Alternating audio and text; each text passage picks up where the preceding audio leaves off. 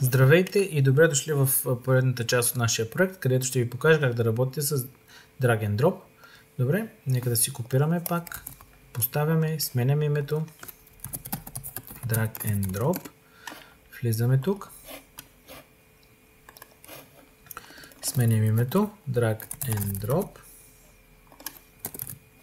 така, този тест вече не ни трябва, изтриваме го, Verify Drag and Drop, Drag and Drop и този URL вече няма да е същия, който използвахме преди малко, който ще е ето това. test.qualitylab.online/drag.html. Отварям си го. Сега трябва само да сменя ето тази част, която е drag.html.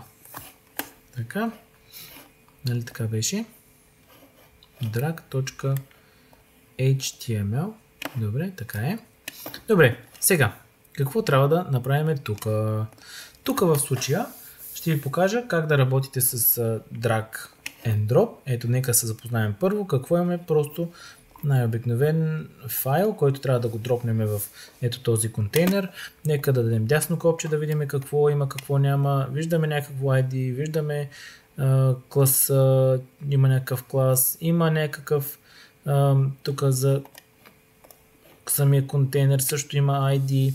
Добре, ами в случая Selenium за работата с мишка, защото това е работа с мишка, ето виждате, това трябва да го задържа, да го пусна, няма по какъв друг начин да го вземете от тук и да го поставите. Така, за работа с мишка Selenium ни е предоставил клас, който се казва Actions. Нека да ви покажа как се добавя този, как се изписва. Пишеме последния начин.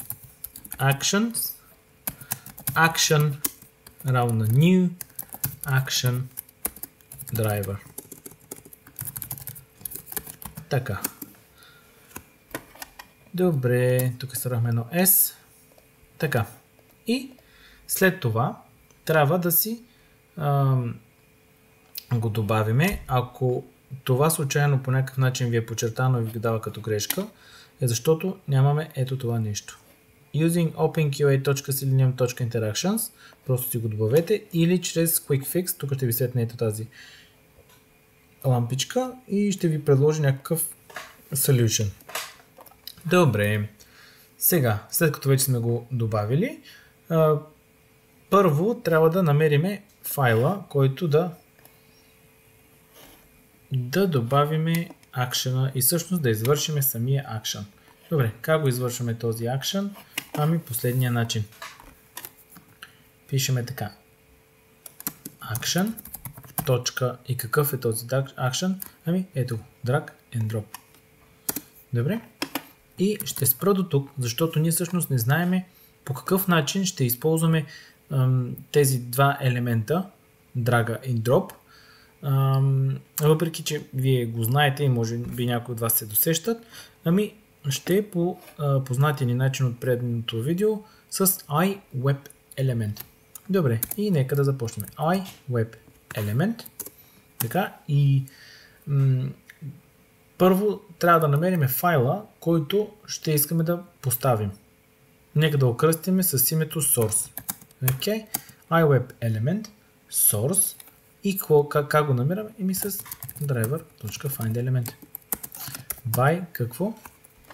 Нека се върнем обратно в Mozilla, да видим какво имахме тук. Ето това ни е дясно копче върху drag и виждаме, че има клас Draggable. Добре, копираме си го този Draggable и пишеме by class name, отваряме скоби и кавички, поставяме си го тук и това е. И след това трябва да намерим другия контейнер, който ще го наречем target. Добре, пак така, iWebElement target е равна, ето, подсказване го, само че няма да търсим по клас name, нека да видим по какво ще го търсим, какво имаше. Дясно копче върху него и виждаме, че има ID CV drop container. Добре, копираме си го, by ID, кавички, така, ето, готово. Добре, и сега вече, ето тук, можем да си изпишеме Action на Drag and Drop, намери source и таргета Така, и какво трябва да направиш? Трябва да направиш още едно нещо, за да се извърши този акшен, а то именно perform. Дали ще го... Ето го, perform. Окей. И това ще ни изпълни самата целият тест. Реално. Това е целият тест. Нека да пусна един thread, sleep, за да видим какво се случва.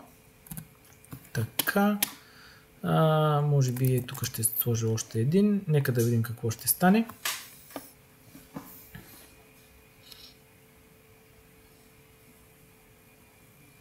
Отвори страницата. Драгна CV-то в бокса и теста пасна.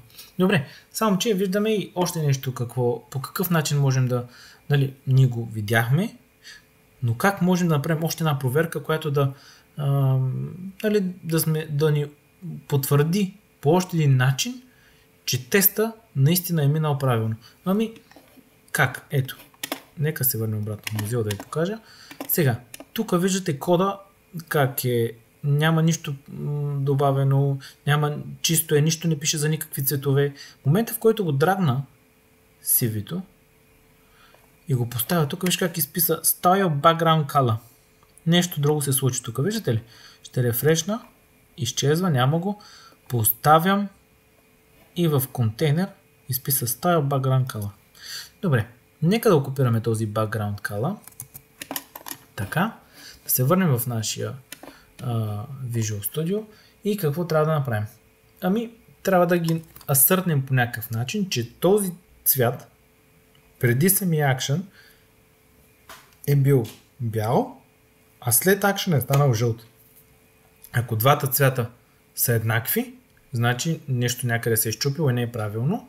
Обаче ако са различни, понеже веднъж преди акшена е бял, а след акшена е жълт, значи най-вероятно се е получил точно така, както искаме.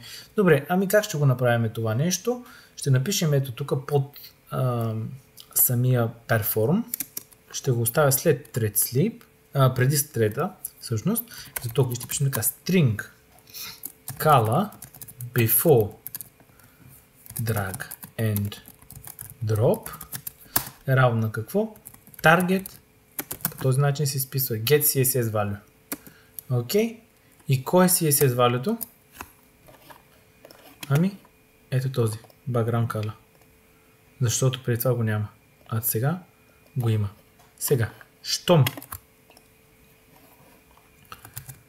преди това го е нямало, а след това, сега това ще окупирам и след самия action, perform, така, но ще трябва да му променя името на after, drag and drop, така, и трябва да асъртнем, че assert that color before drag and drop, така, is not equal to color after drag and drop. Ето. Окей. Даже ето това ще го сложа след този assert. Ето така. И добре. Тестът ни е готов. Нека да проверим.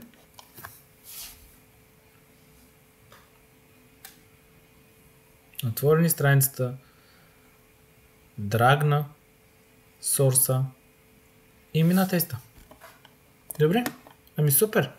Това беше за Drag and Drop. Ще се видим в последното ни видео след малко, където ще ви покажа как да работите с alerts и как да ги хандълвате.